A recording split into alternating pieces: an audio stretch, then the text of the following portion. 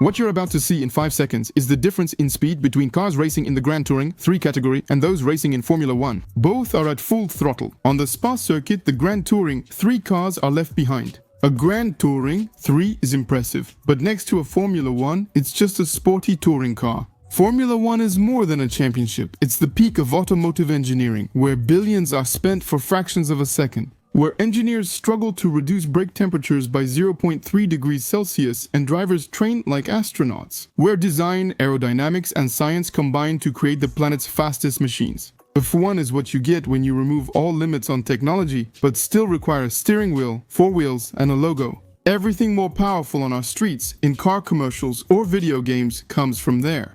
Modern car features like aerodynamics, energy recovery, paddle shifters, and carbon fiber were all created and refined in the organized chaos of a paddock. F1 has influenced the auto industry, but that's just the official story shown in the Netflix series with dramatic music and slow-motion scenes. Previously, F1 was a large lab of failed experiments, a museum of odd prototypes, risky gambles, and often poor ideas. Before matching the Mercedes W11, which took 16 out of 17 poles in 2020, or the Red Bull RB, 19th precision, winning 22 of 23 races. The next year, he crashed violently several times. That's just nature's law. All that exists today results from ongoing evolution.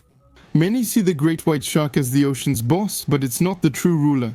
The ultimate predator is the orca, a creature with no natural enemies that can kill anything that swims, from sperm whales to seals. Playing with them is like water polo, a predator that plans, observes, communicates, and invents new techniques instead of just attacking. Some orcas flip sharks to paralyze them, others stun schools of fish, and some have recently started attacking sailboats. In nature, DNA tests and creates variety. In the ocean, mutations made both tuna and blobfish. On YouTube, it's the same. Today's platform features the most successful versions of concepts that have evolved and adapted over 20 years. It's even more intense in Formula 1. Each decade has its technical oddities, poorly designed hybrids, ugly or unstable chassis, and even dangerous ones. It's as if, every season, the teams looking for performance said to themselves, what if this year we tried anything at all? And the craziest part is, sometimes it actually worked. In some cases, they were simply rolling abominations. Today, we're not discussing masterpieces, world champions, or the fastest cars. We'll discuss the ones that should never have existed. The ones that traumatized children, frustrated engineers, and ended some careers. We could have made a whole video just on the worst performing F1 cars. Real clunkers that have no business being on a starting grid, like the Andrea Moda S921, a car from a team set up by an Italian shoe manufacturer, which became famous in Euromax. Only managed 1 qualification in 12 Grand Prix, and its boss was arrested for fraud. Or Colony Football Club, 189, which failed to advance past pre-qualifying. Colony disappeared after 57 Grand Prix without scoring a point, a world record for inefficiency as far as I know. I also won't mention Honda's RA 107, the Eco F1 with an Earth design which lacked grip, got poor results, and finished 8 out of 11 despite a huge budget and strong drivers. We could have discussed the worst F1 cars and had a laugh, but that's not the topic. You know I'm interested in design, proportions, and silhouettes, and I want to discuss that with you. Moments of aesthetic madness when an engineer woke up in the morning with such a bold idea that he should have just gone back to bed immediately. Today, instead of ranking cars by points, we'll rank them by visual strangeness. And to do this right, out of respect for my YouTube statistics, we're going to ramp things up. I'm going to start with the one that could have almost gone unnoticed, and I'll finish with the peak of visual chaos. By the way, make sure to stay until the end of the video if you like Formula 1, because I have a little gift you're going to like.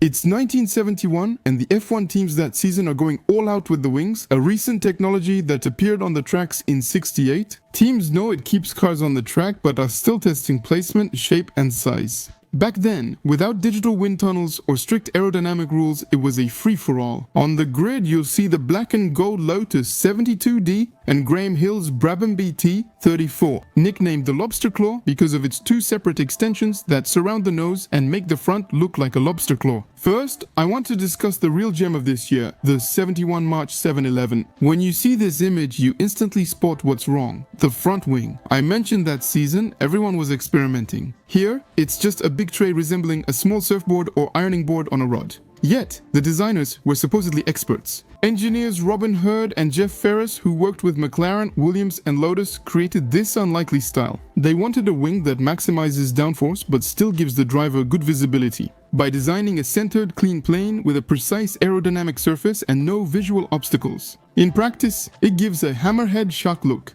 Otherwise, the car is typical for its era. A tubular aluminum chassis, Cosworth double 4-valve engine like most others, and front suspension. Pretty standard if you remove that disc. The craziest part is the car still works well. Thanks to the talent of Ronnie Peterson, it scored 5 podiums in 1971 and finished second in the championship. Like Cora, you can still become world vice champion even with a muddled mind. Despite everything, the March 711 is visually odd. A design accident, not catastrophic, but strange. And just for that, it deserves its place in the ranking. There.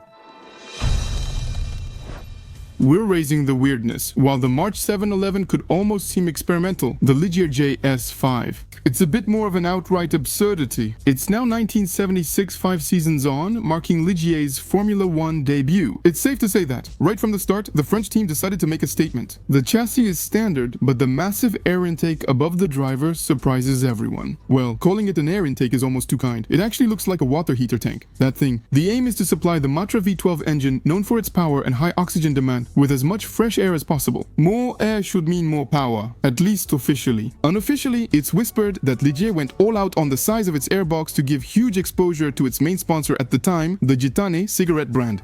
Makes sense on an air intake. The JS5 is unstable at high speed because its large volume disrupts airflow to the rear wing, throwing the car off balance instead of keeping it on the track. But above all, it's a visual disaster. The car is tall, disproportionate, with a poorly designed center of gravity. Everyone in the paddock calls it the flying teapot. Don't ask me why. Be careful, even with its unlikely appearance, the car achieved decent results. Driver Jacques Lafitte finished third at Spa, but soon after, the Fédération Internationale de l'Automobile intervened. Mid-season, they imposed an engine air intake size limit, specifically targeting the JS5. Of course, Ligier is forced to reduce its air intake by half from mid-season, and as a result, the car gets a more rational profile. But it's a lot less fun.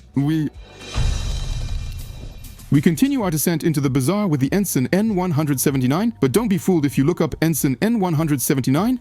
On Google, you'll find plenty of pictures of this car that doesn't look particularly ugly.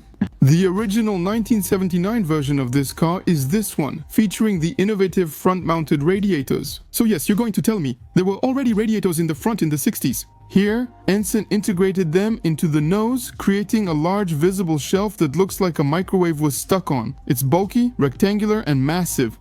The worst part isn't the look, but what it causes inside. The radiators heat up, which isn't surprising, but since they're right in front of the cockpit, all that heat goes straight to the pilot's legs. So, after 3 laps, the cockpit becomes an oven. And the drivers have to leave their knees on the straight as much as possible to avoid getting cooked like lasagna. In terms of performance, it's a complete failure. The car is heavy, unstable, and can't use the popular ground effect due to its nose being too high and wide. On the grid, the N179 looks more like an engineering prototype than a true Formula 1 car and is embarrassed at every Grand Prix. Ensign drops the concept mid-season, returns to the classic design I showed you before, and pretends nothing changed. Here we are going to leave the world of automobiles to enter the world of unintentional contemporary art. Here is the Eifelland Type 21, a German Formula 1 car that raced on the circuits during the 72 season. Let's begin with its name, Eifelland. It sounds like a ski resort or an amusement park that closed in 1983, but actually, it's a German caravan brand. Yes, a caravan brand whose boss sees an F1 publicity opportunity since drivers use caravans. One day, he decides to start his own racing team. Today, it would be a bit like if Iveco announced its prototype to participate in the 24 Hours of Le Mans, on the grounds that there are a lot of trucks around the circuit. Iveco is not a small company, and Eifelland isn't starting the chassis from scratch. They use a March 721, a decent base, but where everything goes wrong is in the design. Wanting a big impact, they turn to visionary designer Luigi Colani, a notable figure in German industrial design. Known for his organic futuristic objects, he is considered a biodynamic movement pioneer. The guy designed pens, pianos, and armchairs, and one day someone asked him if he wanted to design a Formula 1 car. A single-seater with rounded shapes features an air intake above the nose, creating a layered, multi-volume design. But that's not all. Another thing that makes me doubt this car is the single central rear-view mirror, set high on a stalk at the top of the nose. It resembles a floating Cyclops eye, looking like a Wi-Fi repeater or an early version of the F1 Halo, but offers no safety benefit. The press quickly dubs it the Cyclops. And it's not just a joke, this mirror is both ugly and useless. At high speed, it vibrates, causing blurry images and self-misalignment. As a result, it's impossible for the driver to see anything in the middle of the surrounding visual chaos. The car is still a disaster, slow, unbalanced, and too heavy due to its bodywork. Modeled after a touring airplane, Eifelland attempts to improve over the season by first removing some fairing parts, then eliminating the central rear-view mirror entirely. But the damage is done. The Type 21 is a good example of pure creativity that, in the end, is completely counterproductive. This car scored no points and left no technical legacy. Here's the image I wanted to show so we all agree on what not to do. Let's continue. With a car that no one expected here, designed by the best engineers in the world, in the most legendary Scuderia, which ended up resembling a Soviet snowplow. Here is the Ferrari 312 B3 Spazanev, or Ferrari Snowplow, introduced in 1973 when Ferrari was struggling. As seasons pass and defeats mount, tension rises among the Reds, leaving the team with no options. They have to go all out to create a new chassis that's supposed to bring the Scuderia back to the top. Technical director Mauro Forghieri's team lets loose, designing an aerodynamic monster. A very low angular chassis with a flat, square, rigid nose earned it the nickname Spazanevi, the snowplow. From the front, that's the only name that fits. It's as elegant as a bulldozer and as subtle as a tractor. It actually reminds me of those new automatic lawn mowers everywhere. Be careful! The original idea isn't stupid. The wide front is meant to maximize downforce by directing air under the car.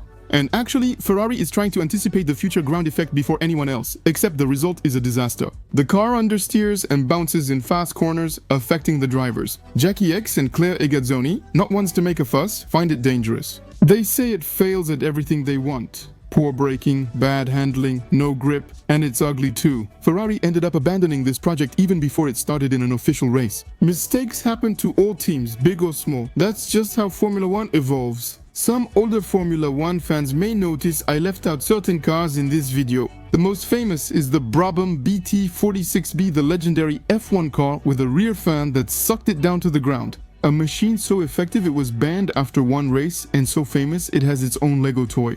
I could have also talked about the Tyrrell P34, the six-wheeled Formula 1 car, but I chose others. Those are already well known, and there are still many odd F1 cars we could discuss. If you're interested, let me know in the comments. If you've watched this far, you're a true Formula 1 fan, so I have a surprise for you. We discussed the ugliest F1 cars, but some were also rolling works of art, both high-performing and beautifully designed. Starting today, you can display them at home with my exclusive poster collection. I've created tribute illustrations of the most iconic models from the golden era, applying the same detailed approach as in my videos. Senna's McLaren, Prost's Williams, Schumacher's Ferrari, and Senna's black and gold Lotus John Player Special True Legends. A limited edition of artworks printed on high-quality paper titled Formula 1 is available on Appel.com, my site made by enthusiasts for enthusiasts. If you love F1, you'll enjoy having this at home or gifting it to another fan. So, to reserve your copy, go to Appel.com, the link is in the description. Choose your favorite model and treat yourself to the best tribute you can give to F1. But do it now, because it's in very limited quantity, and the next collection won't be available anytime soon. Thank you for your support and see you next time. See you next time.